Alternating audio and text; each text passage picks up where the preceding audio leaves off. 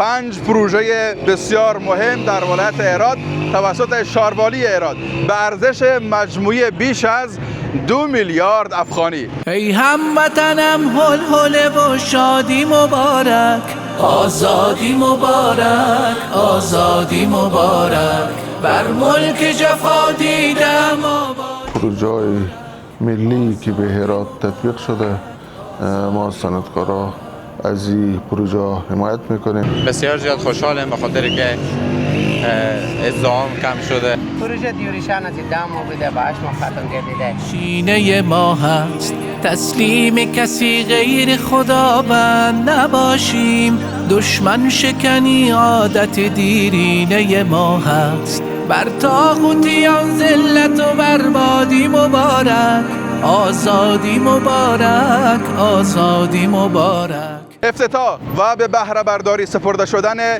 5 پروژه بسیار مهم در ولایت هرات توسط شاروالی هرات به ارزش مجموعی بیش از 2 میلیارد افغانی.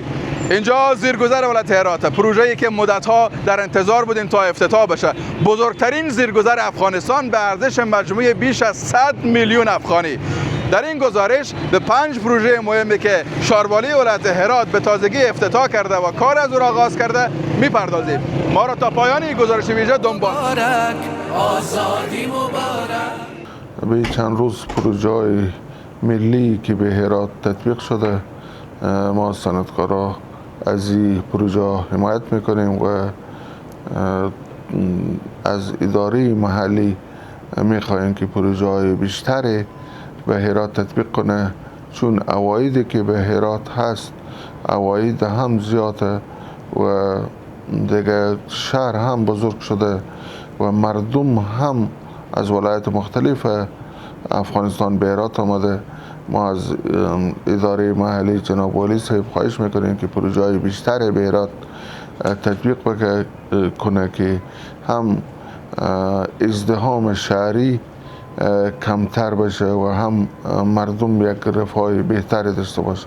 پروژه‌ای که در هرات چند روز پیش افتتاح شد، کوتاه جزئیات بدین. خصوصا پروژه زیرگذر هرات کمی لازم و در اون موقعیت قرار داره.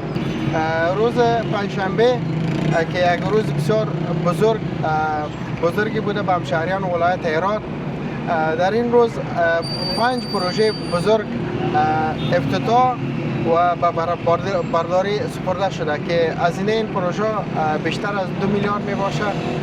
من جمله 3 پروژه به برداری سپرده شد که از اون جمله یکی هم زیرگذر که فعلا ما شما اونجا قرار داریم که به هزینه 100 میلیون افغانی اینجا هزینه ورداشته بوده. پروژه تئاتر که دارای 4 طبق روی سطح زمین و 1 طبق تاکاوی به خاطر پارکینگ می باشه، به هزینه 20 میلیون افغانی هزینه ورداشته بود. پروژه اسفالت سرک مسیر کاریزک الی بازار شیدایی بوده که در طول 2.5 کیلومتر می باشه و به هزینه 28 میلیون افغانی این پروژه تکمیل گردیده بوده. یکی هم پروژه خود صحن شاروالی می باشه، موقت قبلی شاروالی، ریاست شاروالی، دارای 12 طبق می باشه و هزینه تقریبا بیشتر از 1.5 میلیارد افغانی. پروژه دیگری که بوده دموری شفاخانه افزایی بوده که داره منفی 2 طبق می باشه، 38 میلیون افغانی. انشالله کار او قرارداد صورت گرفته و کار او هم به زودی انشالله آغاز بشه.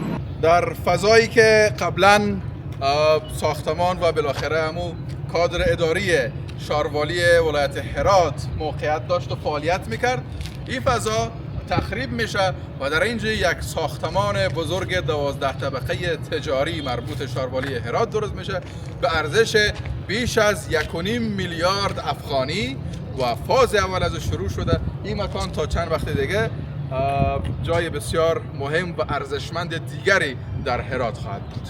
پروژه‌ای که به هرات تطبیق شده، اگر ما پروژه بزرگ مثل تاپیر بگیریم یا بند پاشتان بگیریم یا خط راه آهن بگیریم، همون که قیمت‌های زمین به هرات بسیار سرسام‌آور بلند شده و سرمایه گذارای زیادی از ولایات مختلف و از کشورهای مختلف اینجا آمده که سرمایه گذاری بکنه. اما اساس از او همه پروژه های ملیه که از طرف امارت اسلامی و دلسوزی رهبری هرات شده. دیوریشان پروژه هر پروژه 5 ماه بود مجموعاً 2 پروژه 10 ماه میشد دیوریشان از این که پروژه به 6 برج 6 سال قبلی شروع شد و فعلا ختم گردیده. مدت زمان دیوریشان پروژه که طول کشیده 8 ماه شده. 8 ماه خوردی وقت پروژه طول کشیده. یعنی از چیزی که از کشور شده در الحمدلله پروژه جلوتر ختم گردیده. چقدر ضرورت بود که موقعیت هرات زیرگذر ساخته بشه؟ از بحث ضرورت از اینا هم همشهریان شاهد حال هم از 2 روزی که میشه پروژه افتتاح شده و مسیرها باز شده، ازدحام ترافیکی از قسمت چوک سینما یا اصلا چوک شهر نو ما نشان بینید تا قسمت جاده مخابرات سمت جنوب کاملا آزاد و بازه. و ولی در قسمت شمال اگه وضعی بینیم مدن شفاخانه تا قسمت خوشکله هم ترافیک فعلا مسدوده. یعنی زیرگذر خود از عملا نشون داده که چون در ازدحام ترافیکی را از بین برده. پروژه‌ای که صنعتکارا به هر جا انجام داده، چون صنعتکارا هم همینجا سرمایه گذاری کرده و هیچ وقت از افغانستان بیرون نشده. نه فامیل از اونا نه خود از اونا همه به افغانستان زندگی میکنه و میخواه که شهر خوب و شهر تمیز داشته باشه. دیگه ما به هر برنامه‌ای که از طرف امارت اسلامی یا مسئولین امارت داده شده ما او با طور درست از او انجام دادیم. اگر شما پروژه‌ای که صحبت کردیم به اسلام قلعه که او پول شخصی صنعتکارا بوده، اونجا پروژه بسیار خوبیه و دیگه بخشای دیگه یاد به شعبه پاسپورت یا دیگه جایی که ما کار کردیم او به خاطر از اینکه ما میخواهیم اما وقتی که یک خارجی به افغانستان داخل میشه اونا بی مطمئن باشه که افغانستان هم جای تمیز داره هم جای خوب داره و اونا ایتو وطن مار از او دشتای چیز نکنم نشناسم. یعنی بی مطمئن باشن که ما اونجا کار کردیم و کار میکنیم. چقدر خوشحالین که زیرگذر هرات افتتاح شده و فعلا میتونین که از اینجا عبور و مرور کنین؟ بسیار زیاد خوشحالم به خاطر که ازدحام کم شده و میشه که مردم رفت آمد کنن و سهولت خوبیه برای مردم.